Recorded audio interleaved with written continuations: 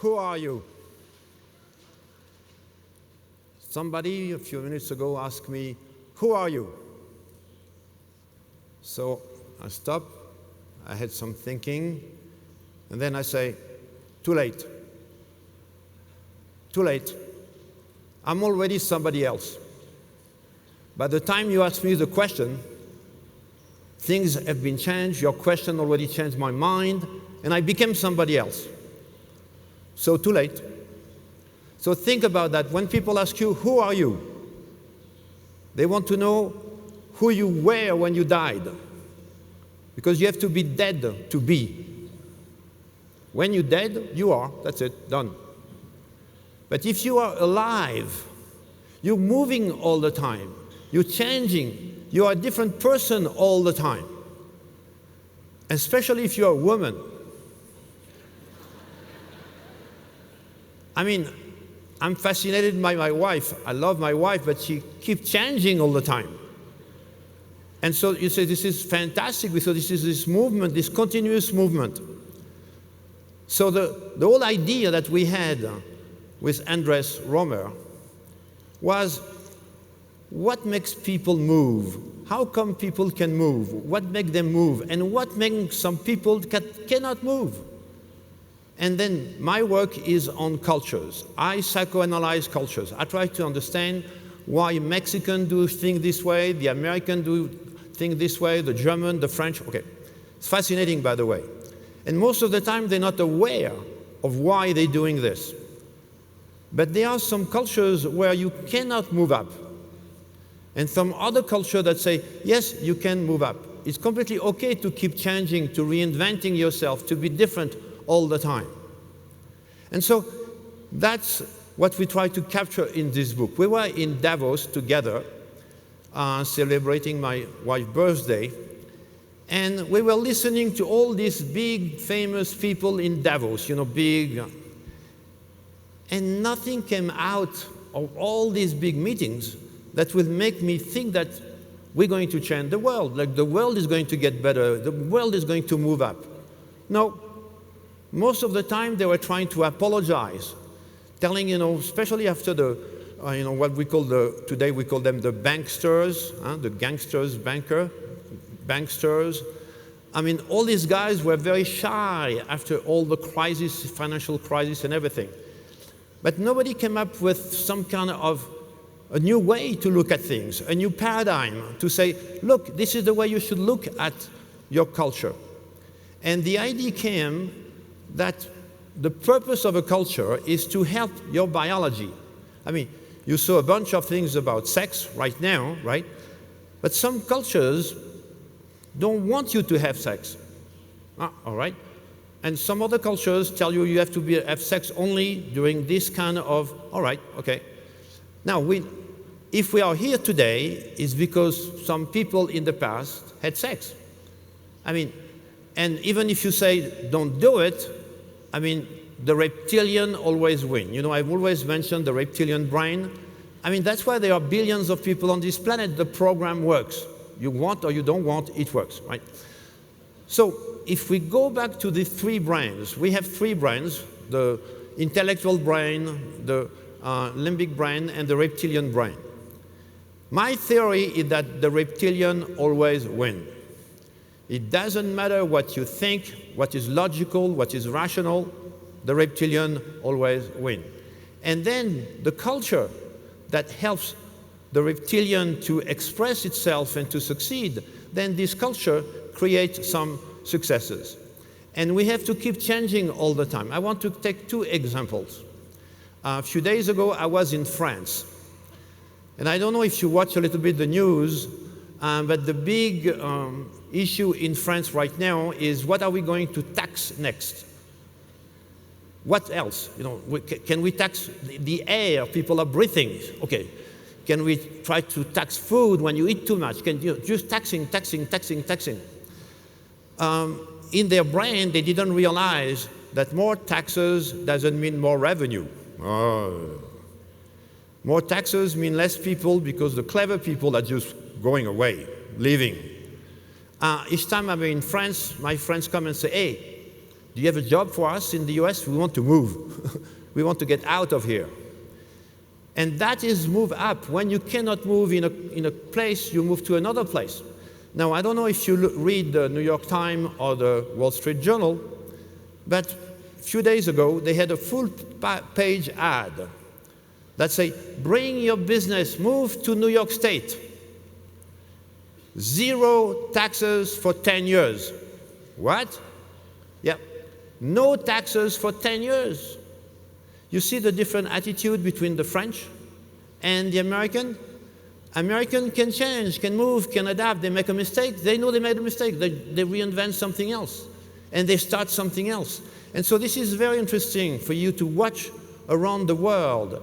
Where are the places where people get a chance to move up? Where are the places where people can really reinvent themselves and start again? And so of course, that includes the government, that includes you personally. I mean, there is something that is very, very interesting, is what I call the GPS philosophy. The GPS philosophy is if you want to move up, move and move up, first you need to know where you are and to punch where you are. Okay. Then you need to punch where you want to go. If you don't know where you want to go, forget it, you're never going to get anywhere.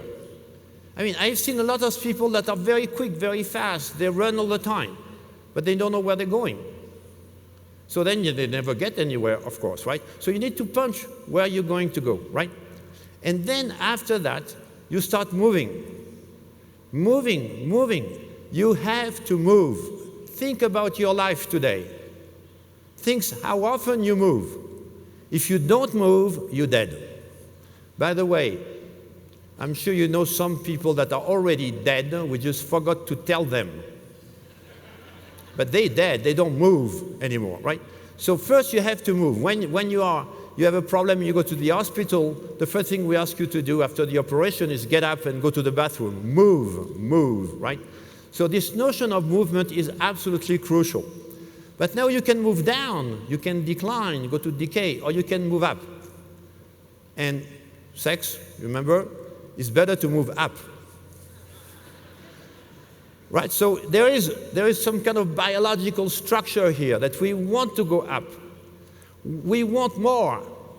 I mean, I belong to a club in the US called Mar-a-Lago, which is owned by Donald Trump. And you know, when I speak with Donald Trump, he always says something a quote that I really like. He says, people that say less is more, people that say less is more, never had more. So you see, this is very, very powerful. Once you had more, you want more. When do you stop? Never. So in some cultures, like the American culture, you like it or you don't like it. It's not my position here. I'm just analyzing, right? But in America, you always want to move up. We always want to try. We always want to, okay. And so some cultures stimulate that. And the French culture, you know, I was born in France, I don't know, by chance, accident. No. Nobody ever asked me to be French. I just was born there, right? But I chose to become an American. Very big difference. It's a choice. Okay. But when you are in France, my mother will always tell me something very clear. She would say, "Ça ne se fait pas," which means you're not supposed to do that. Why? I was a kid, you know, so you always ask why. Because ça ne se fait pas. All right? But why? Because ça ne se fait pas. That's it. And so you don't have to argue. If you go to France, there are some very specific rules that you're supposed to respect. And if you don't respect them, then you're nobody. You just, you can be American, you can be, but, all right. Now, there are some other cultures where it doesn't matter what you do. You know, I like to dress in different costumes all the time. Well, in America, nobody pays attention. I can go to a business meeting dressed as a cowboy. People say, "Oh, nice hat." That's it. If I do that in France, they say, "What the heck you think you are?" No, but this is ridiculous, you know. So the French love to criticize. That's part of the culture. And criticize all the time, right? American, no time, So the GPS, what is interesting if we go back to the GPS, is that when you make a mistake, the GPS doesn't tell you, hey, bastard, you make a mistake.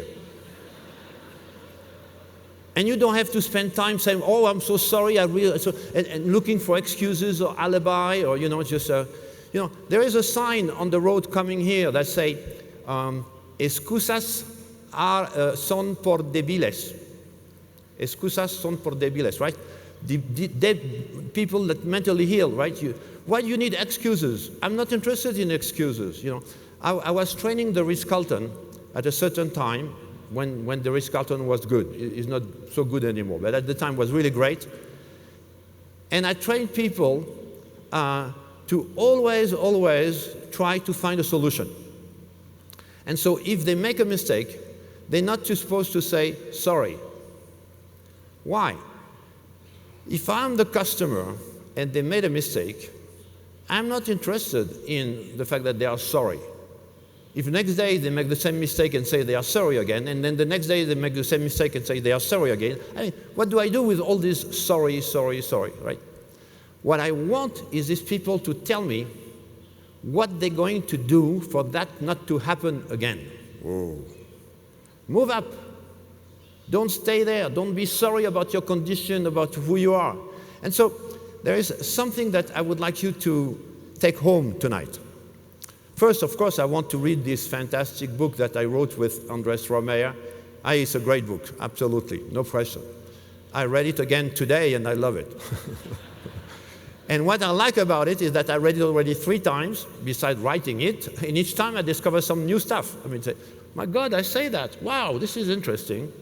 So, one thing that is important is what I call wisdom of madness. Wisdom of madness. Right? If you're not crazy, if you're not mad, something is wrong with you. The worst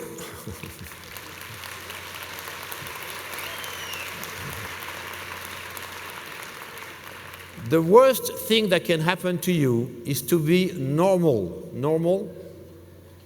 By the way, this is the name of the French president. He says he's Mr. Normal. Normal. Wow, God. It's terrible. This is real madness. So you don't want to be normal. Second, you have to be frustrated. I'm sorry about that, but the danger is to be satisfied and successful. Very big dangerous. Succeed, never to succeed. Wow. Which means that you never arrive, you're never dead.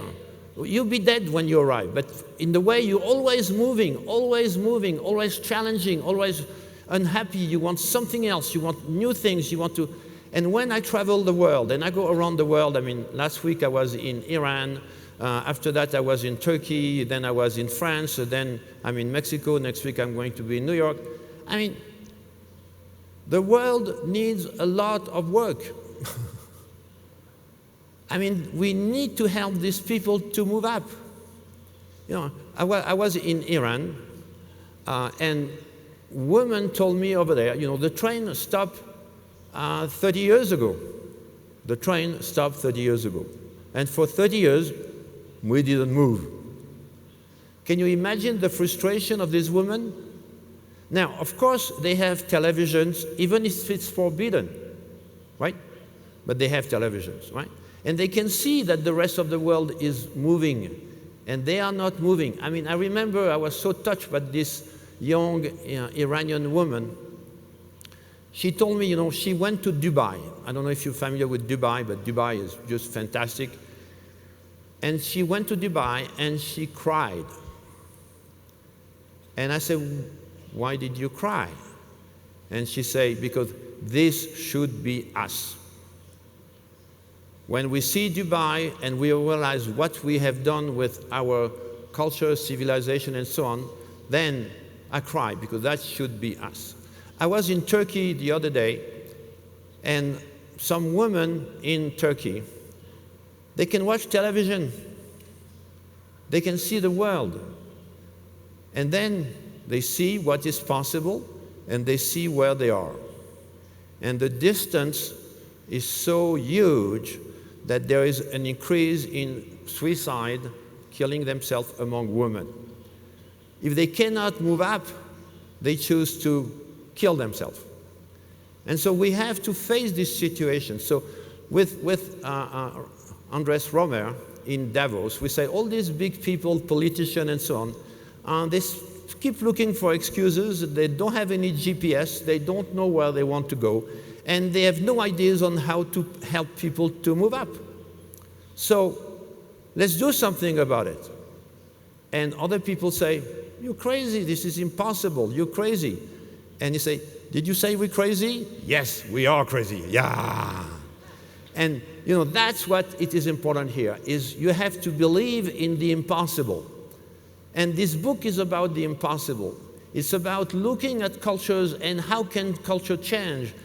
The technology, and you had a presentation about technology, human beings are very slow to evolve when the technology is going so fast. You cannot keep people in any part of the world without knowing how other people move up in other cultures. And so these cultures now, they have to do something. They have to change, they have to move up. And we believe that the best dimension to move up is to connect with the reptilian, not to fight against the reptilian, but to really reconnect permanently with the reptilian. And I want to give you share with you one of the things I've done. I always wanted to move up. I was born during the war in France. Well, actually, I was French, but I was occupied by the Germans, so I don't really know if it was France or not. And, I was a little kid and I didn't know much about it. And we were bombed on a regular basis. We received bombs, which were mainly American bombs, by the way. And so I was in a cellar with my mother and my grandmother, and I had to wait till the bomb will stop to go out and play. And then when the bomb started again, my mother said, hey, come back. So, well, I didn't know better. I was fine. I don't remember any hard time. That was fine, because I didn't know better. That was really, for me, that was very nice. But then I went to the movies, and I saw John Wayne and Gary Cooper and all these guys on their horse riding toward the sunset. And I say, one day I'm going to move up and I want to be one of them, right? And it took me many years to fulfill this impossible dream and to move up. And one day I was living in Los Angeles. I was riding my horses toward the sunset. And then I stopped and I realized and I say, what am I doing here? This is my horse. This is a sunset. Wow, I did it.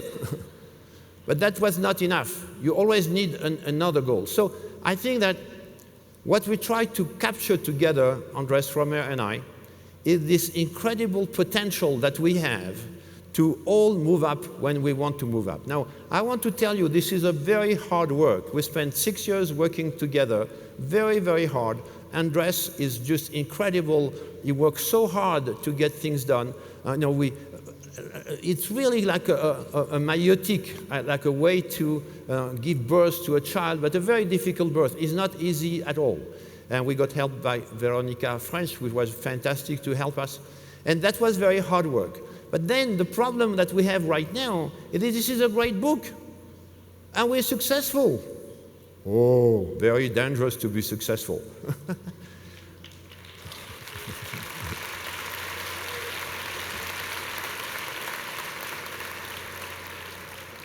We made a few friends and a lot more enemies. And that's what you have to be prepared. And I think that we, Andrés and I, we need to have thick skin. Thick skin, because this is going to be tough. We're going to be criticized. People are going to say, this is crazy, this is impossible. Yeah? But these are dangerous ideas. Of course they are. If you want comfort, stay home. If you want to create a better world, get up and move up. Thank you. Gracias. Gracias, gracias.